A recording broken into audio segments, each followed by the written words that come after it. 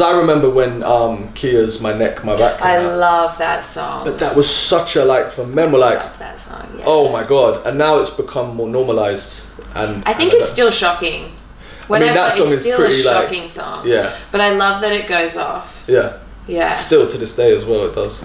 Yeah. Yeah, it's... I found that when I was like 14 on LimeWire. And I was like, oh my God, this is crazy. But that's the same, like, for me, I was that age, or I was a bit younger when I first heard NWA. And I was like, oh my God. And not, obviously, there wasn't the sexual side to it. Actually, there was, because they were saying some horrific shit in there as well. But just like, they're talking about killing people and fuck the police. And yeah, they did. They had a song called She Swallowed It. And I was like, you know, like, as a young boy, you're like, this is amazing. I was you know? mad into Yin Yang Twins. Okay, yeah. Like the Whisper song, Pull My Hair, and like, do you know that song? You know how you said you come from a conservative background? Yeah. This was your like... Yeah, I got an iPod and I was like, in the car, like, this is fucking crazy. But I think it's important to, like, I don't know, I feel like there's a, like, I feel like stuff like that is important to bring people out of their shell. Yeah, that's what I'm sometimes, saying, as long as you're able to process it in a healthy way, because some of it is unhealthy. Yeah. But as long as you're able to process it in a healthy way, I think that's... It's an outlet for me. Important for young people to... Because, you know, like you said, some people, especially people coming from a conservative background, your introduction to sex and to well, I grew up in white Australia, so that was me hearing black people and like seeing like cover art and the people look like me, and like that was my experience. It was exciting, it was different, it felt really authentic, and it's like people love like headbang to rock music. I'll blast like Salt Shaker, Lil Jon. So did you find when you went to America then that I know we spoke about this briefly before, but did you find, because this is something that my friend, really close friend of mine actually that I've got in America, who she's quite critical of how non-black Americans see black American culture. So her thing is that's like something really interesting to because she was saying that she always finds that mainstream hip-hop is basically the extent of what non-black Americans see black American culture as. Yeah. So she was saying it's offensive because when you get there, you're like, this is like, and a lot of the time, not even something that your everyday black American even actually resonates with. A lot of people I know in New York will be like, that mainstream hip hop culture is actually something that is a really bad representation. It's kind of like a caricature sometimes. Yeah. Like, I feel like every sort of female rapper sort of gets made into some sort of version of Nicki Minaj, and the film really clips even Old Little Kim, right? The film clips, the color, like the wigs, like it's just it feels animalistic even sometimes, and like just Azalea Banks says some really controversial stuff about Cardi B. I love Cardi B, but like some of it I was like, I think it's worth listening. All I'm going to say, it's worth listening to the whole interview. Because didn't she, I know there was a discussion around colorism with her and her referring to like dark-skinned black women as cockroaches or something So, but then, I don't know, see, I think in that regard... I think that's not great, but that doesn't put me off her music either. Like, I'm like, look at her. Like, she's going to say some dumb shit. Like... This is the thing, I feel like we have to be careful at finding that balance of, because to a certain extent it's like, I feel like the woke voice of London, whether you're talking black or white people, tends to be the middle to upper class. Oh yeah. They're not speaking. If you go to any sort of rally or activist thing, it's like all privileged people that have the time off to go. Exactly. Like, that. And it's like, it's the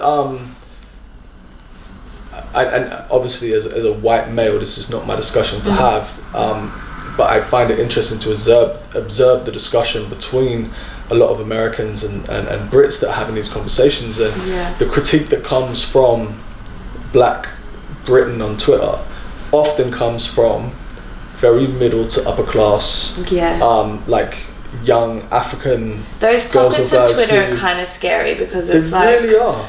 I don't know what to say. I'm not as eloquent as you. You're going to tear down whatever I say. I don't mean harm.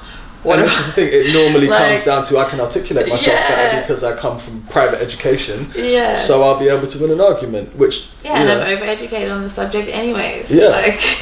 But sometimes not even necessarily even overeducated anyway. It's it's the ability to articulate yourself in a way that makes you seem like you're able to regurgitate buzz phrases that you've learned on Twitter in an articulate way that shuts down somebody else's argument, which isn't necessarily truth. Right. So you say some controversial stuff on Twitter. I did before I came off Twitter. Yeah. So you're not I'm not on Twitter. I came off. I'm not on Twitter at all anymore.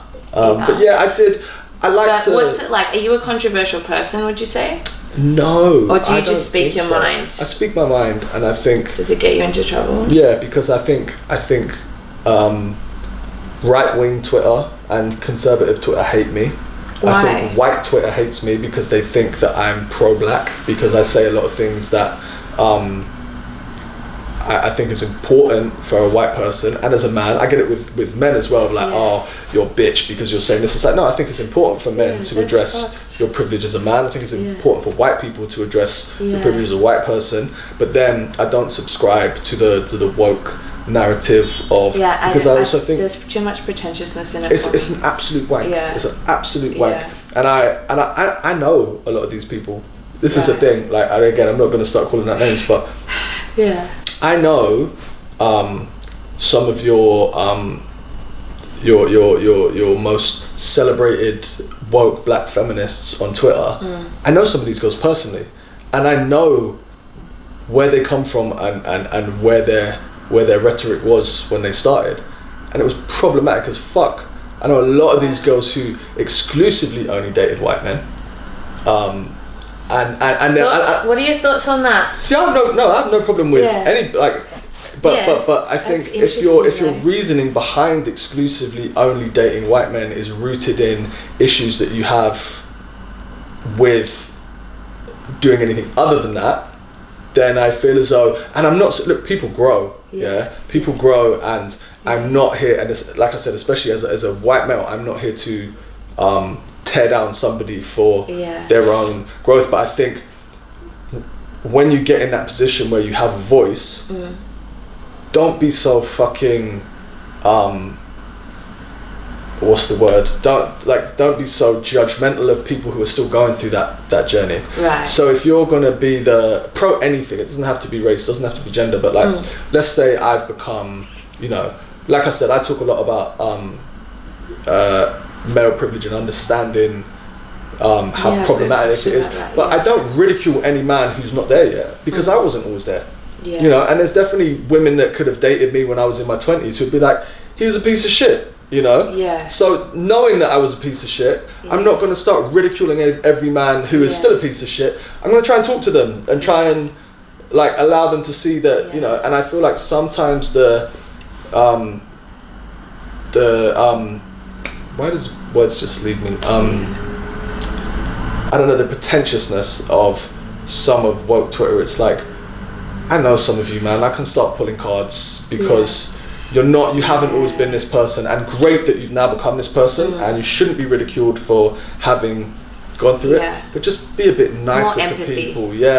Because it's not about actually seeing a change when you don't have that empathy. It's just about you being like, look how good I am, look how intelligent I am, look how, it's a bit tricky, especially if it's not trying to be helpful. And like with social media as well, we're also trying to build our own platforms, so there's an agenda behind posting, so when that's 100%. There as well, I feel like we might even be talking about some of the same people, but it's good that we're not like but yeah, what you were saying about being a white male, like, is that you're quite vocal as well, and the fact that you have to like sort of say that before you like premise that, is that frustrating like ever? No, not really, because I've noticed my white friends like premise before they speak, and I'm like, fuck, that kind of seems exhausting.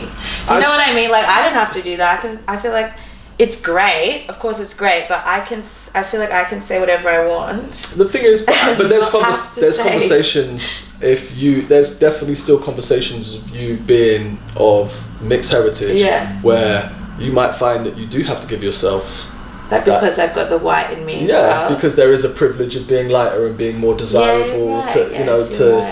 I guess I do have some sort of fear. Sometimes I feel like I'm coming across stupid or airhead, like I'm an airhead, like I don't know. I don't get that from you, but I think you've had a different experience. You've grown up in Australia. You haven't grown up in Britain, and I think what I think is sad is I think people could jump to ridicule that as opposed to actually understanding that, like, your experience, you still have a lived experience of being a black woman, you still have a lived experience of being a woman, you still have a lived experience of being, other in a country that is really not embracing of other. How come you have such empathy for other and like brown people and black people?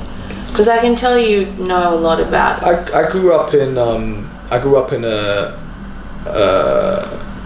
place called St. Paul's in Bristol, where I was one of 2 white kids, I think, in my entire year at school. Right. So I grew up pretty much solely around Caribbean British people. Okay. And my family then moved to Australia later on, and this is funny because if I told you that I learnt to fight in Australia and not in Bristol, it would sound weird to people here because they'd be like, but St. Paul's is tough, it's hard. I get it. Australia's like by the beach.